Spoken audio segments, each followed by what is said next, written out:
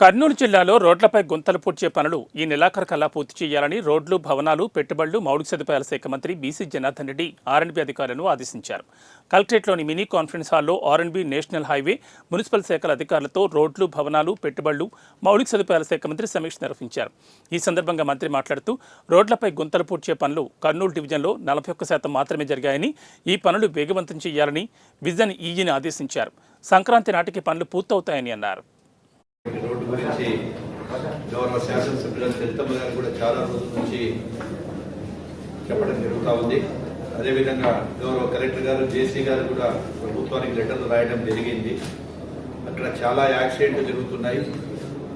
అక్కడ మున్సిపాలిటీ వారికి, national highway వారికి మధ్యన కూడా ఆ 100 ఫీట్ చేయాలన్నా 120 ఫీట్ చేయాలనేటువంటి కరస్పాండింగ్ జరగడం వల్ల చాలా రోజుల నుంచి కూడా ఆ రోడ్డు ఆగిపోవడం జరిగింది.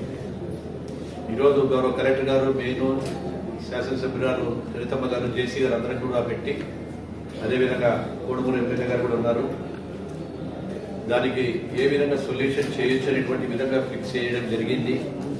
దానికి సంబంధించి ఏదైతే 100 ఫీట్ల వరకు నేషనల్ హైవే తీసుకొని తర్వాత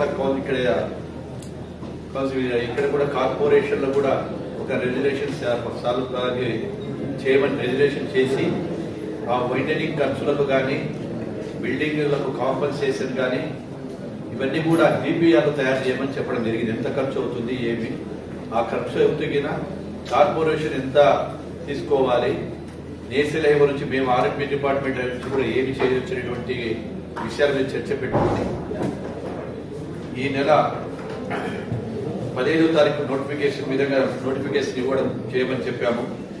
వారు కూడా అక్కడ నుంచి ఒక 15 రోజులు